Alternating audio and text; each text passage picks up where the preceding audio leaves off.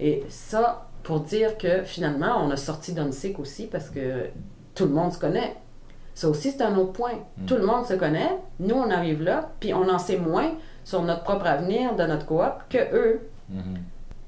Puis bien sûr, on n'est pas dans la gang, il n'y a pas moyen de savoir ce qui se passe. Fait que la vérité, on ne la sait pas. C'est une secte. C'est une gamique. C'est une gamique. Donc, on est sorti d'UNSIC, on est allé dans une maison pour des enfants qui étaient victimes de violences. On en a pris 3.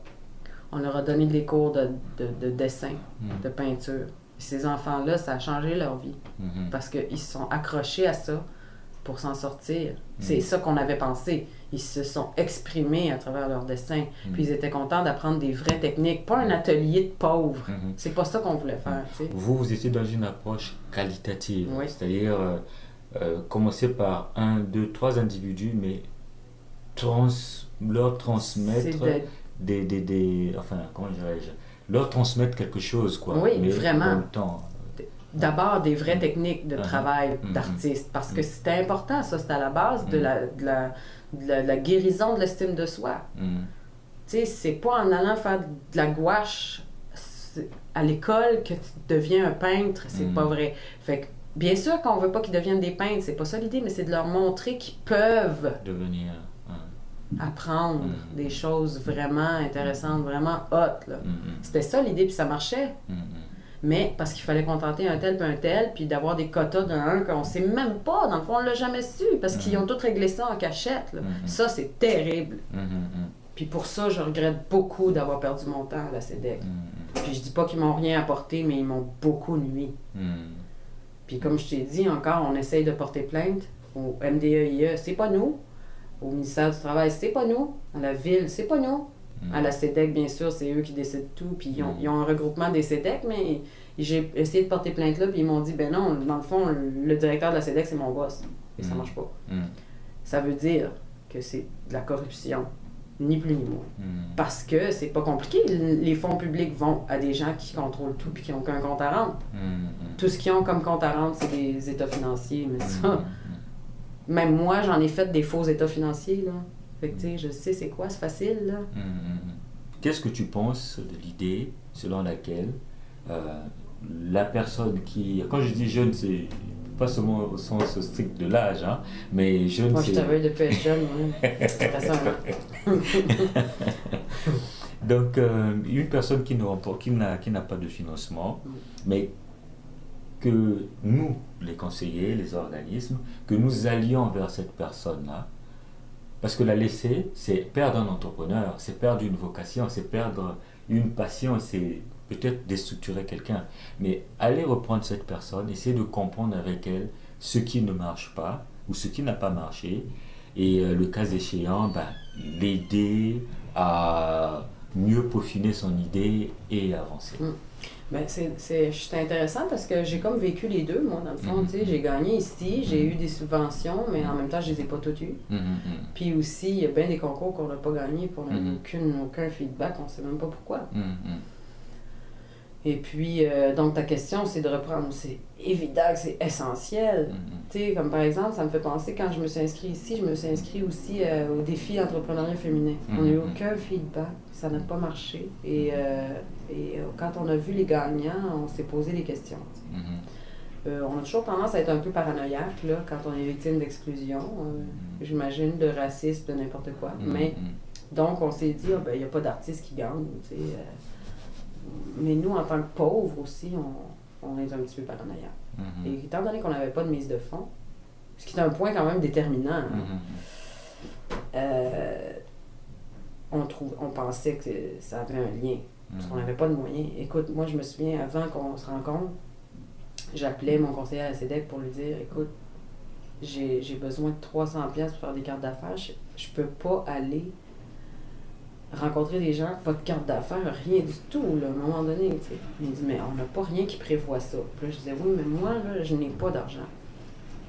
Mais partir en affaires, ça prend de l'argent. Mais en théorie, parce qu'en pratique, je l'ai fait pareil, pas d'argent.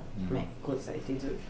Je te dis ça parce que ça fait partie des points pour lesquels, si on n'avait pas été considéré par personne parce qu'on n'a pas de mise de fonds, projet n'aurait jamais vu le jour.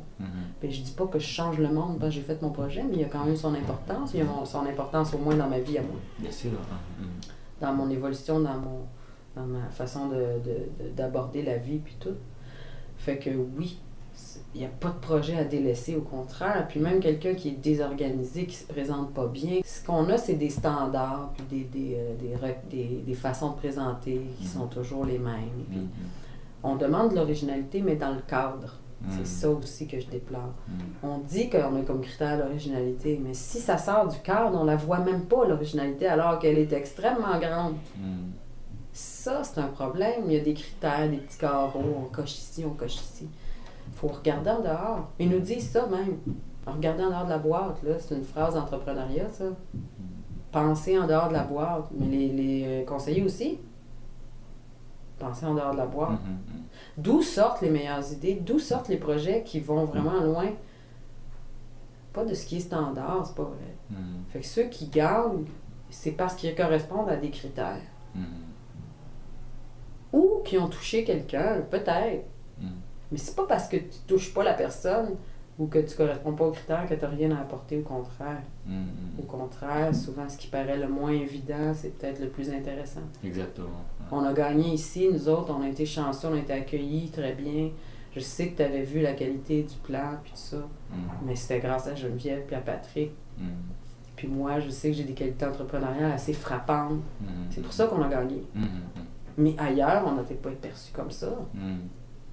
Fait que ça, ce qui est vrai ici peut être faux ailleurs. Exactement. Ailleurs, on a été perçu comme dangereusement pauvre. Puis dangereusement à gauche, sûrement aussi. Fait que tout est relatif aussi. Puis ceux qui viennent ici puis qui sont mal perçus en plus, ou qui ont l'air désorganisés, ou ça cache autre chose. Ça cache à quel point ils sont peut-être mal pris. Mais s'ils prennent la peine de venir ici, tu sais, relativement à d'autres projets, ils peuvent avoir l'air... mais relativement à ceux qui viennent pas, par exemple, ils essayent au moins, tu sais. Il y a de quoi en dessous de ça, c'est ça qu'il faut aller chercher. Exact, ouais. Ils veulent s'en sortir. Il y aurait peut-être moyen aussi qu'il y ait des mises de fonds. Tu sais, parce qu'on prend la mise de fonds comme étant un sérieux. Mais c'est... Ça peut biaisé, être tout ça. C'est biaisé parce que c'est pas, je pense pas que je manque de sérieux, moi. Je suis née dans un milieu pauvre. Comment tu veux que j'aie de l'argent? Puis aurait fallu que je travaille plus longtemps, puis que je mette de l'argent de côté. Mais c'est pas possible, j'étais monoparental, puis tout. Puis que des épreuves dans la vie. Exactement. Ça veut-tu dire que j'ai pas la capacité de mener un projet à terme? Non. Donc les choses, toutes choses étant relatives, je comprends que l'argent tombe pas du ciel, là, mais il devrait y avoir des mesures spéciales. Mais je dis pas que j'ai pas eu des bons conseils aux sages non plus. À la CEDEC aussi. Par contre, à la CEDEC, c'était plus difficile parce que tout ce qu'on avait fait à partir des conseils, on l'a défait. Ça, j'ai trouvé ça assez dur. C'est dur psychologiquement aussi de se rendre compte que finalement, peu importe tous les efforts que j'ai faits pour essayer de rentrer dans cette espèce de cadre qu'ils ont dessiné pour moi, là, ben finalement, j'en sors. Puis si j'ai une chance que ça marche, c'est ça, c'est d'en sortir. Ça, je trouvais plus de misère à l'avaler. Parce que tu vois, au début, je t'ai dit, puis c'est pas pour rien, je t'ai dit que l'idée de départ, c'était d'acheter un gîte, mais je suis revenue à ça. OK. Ça a revenu à ça. Maintenant, on veut acheter une maison, qui était peut-être anciennement un gîte, ou en tout cas une maison multigénérationnelle, pour continuer l'idée de communauté, de vivre ensemble, puis de réapprendre à vivre ensemble.